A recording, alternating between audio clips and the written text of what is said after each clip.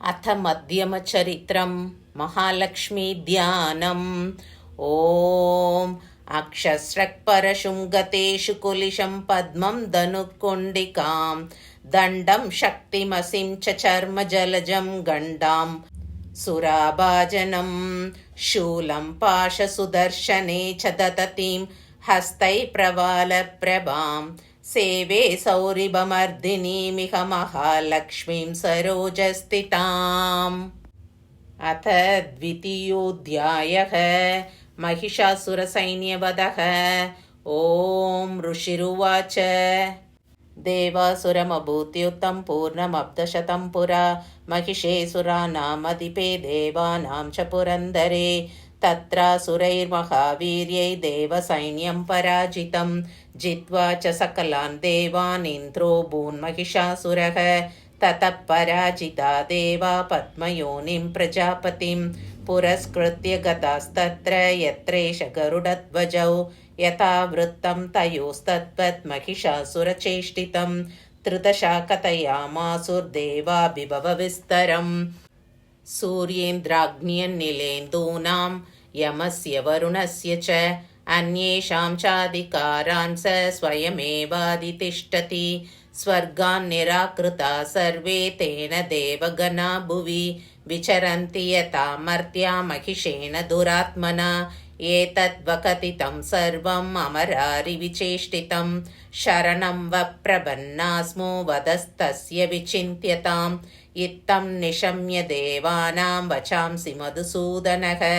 चकार कोपं शम्भुश्च भ्रुकुटीकुटिलाननौ ततोऽतिकोपपूर्णस्य चक्रिणो वदनात् ततः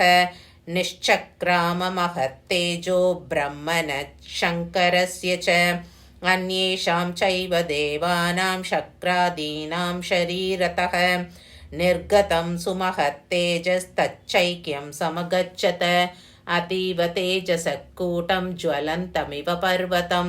ददृशुस्ते सुरास्तत्र ज्वालाव्याप्तदिगन्धरम्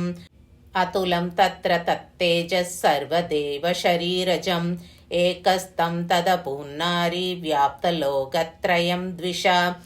यदभूचाम्बवं तेजस्तेना जायत तन्मुखं यां येन चाभवन् केशा बाहवो विष्णुतेजसा सौम्येन स्तनयोर्युग्मं मध्यं शैन्त्रेण चाभवत् वारुणेन च जङ्गूरुनितम्बस्तेजसा भुवः ब्रह्मणस्तेजसा पादौ तदङ्कुल्योर्कतेजसा वसूनां च कराङ्गुल्यः कौबेरेण च नासिका तस्यास्तु दन्ता सम्भूता प्राजापत्येन तेजसा नयनत्रतयं जज्ञे तथा पावकतेजसा भ्रुवौ च सन्त्ययोस्तेजश्रवणावनिलस्य च अन्येषां चैव देवानां सम्भवस्तेजसां शिवा ततः समस्तदेवानां तेजोराशिसमुद्भवां तां विलोक्य मुदं प्रापुः अमरा महिषार्दिताः शूलं शूलाद्विनिष्कृष्य ददौ तस्यै पिनाकदृक् चक्रं च दत्तवान् कृष्णः समुत्पात्य स्वचक्रतः शङ्खं च वरुणः शक्तिं ददौ तस्यै हुताचनः मारुतो दत्तवांश्चापं बाणपूर्णे ततेषुति वज्रमेन्द्रसमुद्पात्य कुलिशादमराधिपः ददौ तस्यै सहस्राक्षो गण्डामैरावदाद्गजात् कालदण्डात् यमो दण्डं पाशं चाम्बुपतिर्ददौ प्रजापतिः साक्षमालां ददौ ब्रह्मा कमण्डलुम् समस्तरोमकूपेषु निजरश्मीन् दिवाकरः कालश्च दत्तवान् खड्गं दस्याच्चर्म च निर्मलं क्षीरोदश्चामलं हारम् अजरे च तताम्बरे चूडामणिं तथा दिव्यं कुण्डले कटकानि च अर्धचन्द्रं तथा शुभ्रं केयूरान् सर्वबाहुषु नूपुरौ विमलौ तद्वत् क्रैवेयकमनुत्तमम् अङ्गुलीयकरत्नानि समस्तास्वङ्गुलीषु च विश्वकर्मा ददौ तस्यै परशुं चाति निर्मलं अस्त्राण्यनेकरूपाणि तथा भेद्यं च दंशनम् अम्लानपङ्कजां मालां शिरस्युरसि चापराम् अदत्तज्जलतिस्तस्यै पङ्कजं चातिशोभनं हिमवान् वाहनं सिंहं रत्नानि विविधानि च तदा वशून्यं सुरया पानपात्रं धनाधिपः शेषश्च सर्वनागेशो महामणिविभूषितं नागहारं ददौ तस्यै तत्ते यः पृथिवीमिमाम् अन्यैरपि सुरैर्देवीं भूषणैरायुधैस्तथा सम्मानिता ननातोचैः साटहासं मुहुर्मुहुः तस्या नादेन घोरेण कृत्स्नमापूरितं नपः अमायतातिमहता प्रतिशब्दो महानभूत् चुक्षुभुः सकला लोका समुद्राश्च चकम्पिरे चचालवसुधा चेलु सकलाश्च महीधराः जयेति देवाश्च मुदा तामूचु सिंहवाहिनीं तुष्टुवुर्मुनयश्चैनां भक्तिनम्रात्ममूर्तयः दृष्ट्वा समस्तं संक्षुब्धं त्रैलोक्यममरारयः सन्नदा किल सैन्यास्ते समुत्तस्तुरुदायुधाः आकिमेतदिति क्रोधात् आभाष्य महिषासुरः अभ्यतावत तं शब्दम् अशेषैरसुरैर्वृतः स ददर्श ततो देवीं व्याप्तलोकत्रयां त्विषा पादाग्रान्त्या नतभुवं किरीटोलिखिताम्बरां क्षोभिदाशेषपातालां धनुर्ज्या निस्वनेन तां दिशो भुजसहस्रेण समन्दाद्व्याप्य संस्थितां ततः प्रववृते युद्धं तया देव्या सुरद्विषां शस्त्रास्त्रैर्बहुधा मुक्तैरादीपितदिगन्तरं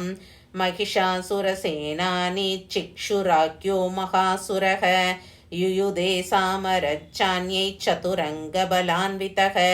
रथानामयुतैः षड्भिरुदक्राख्यो महासुरः अयुध्यतायुतानां च सहस्रेण महाहनुः पञ्चाशद्भिश्च नियुतैरसिलोमा महासुरः अयुतानां शतैः षड्भिर्बाष्कलो युयुधे रणे गजवाजिसहस्रौघैरनेकैः परिवारितः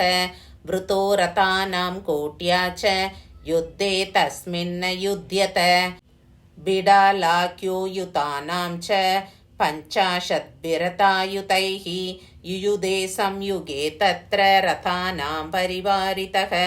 अन्ये च तत्रायुतशो रथनागहयैर्वृताः युयुधुः संयुगे देव्या सह तत्र महासुराः कोटिकोटिसहस्रैस्तु रथानां दन्दिनां तथा हयानां च वृतो युद्धे तत्राभून्महिषासुरः तोमरैर्बिन्दिपालैश्च शक्तिभिर्मुसलैस्तथा युयुधुः संयुगे देव्या खड्गैः परशुपट्टिशैः केचिच्च चिक्षुभुः शक्ति केचित् पाशांस्तथा परे देवी खड्गप्रहारैस्तु ते तां हन्तुं प्रचक्रमुः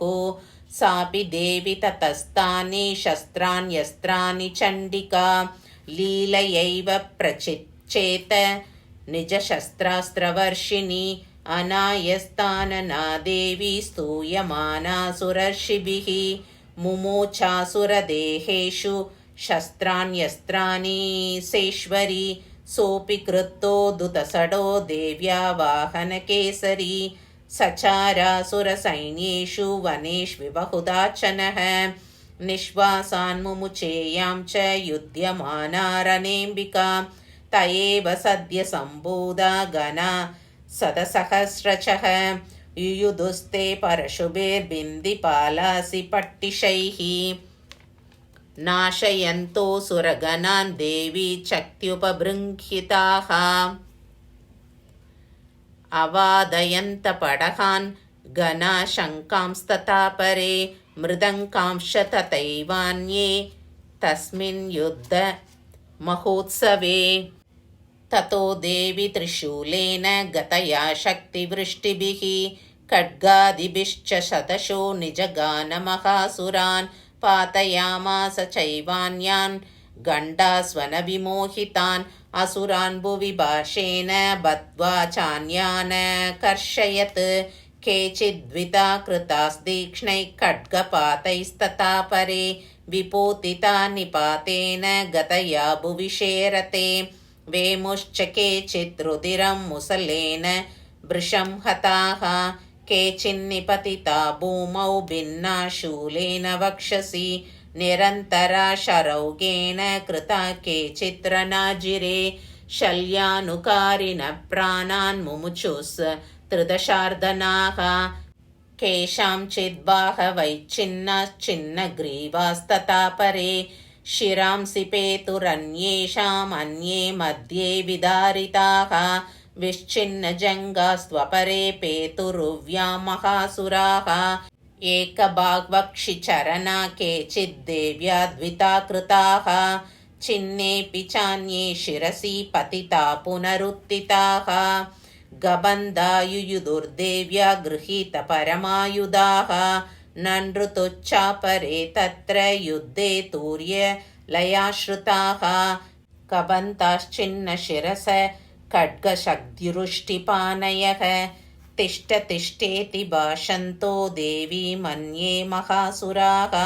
पातितैरदनाकाश्वै असुरैश्च वसुन्धरा अगम्या सा भवत्तत्र यत्राभूत्समहारणः शोणितौगा महानद्य सद्यस्तत्र प्रसुश्रुवुः मध्ये चासुरसैन्यस्य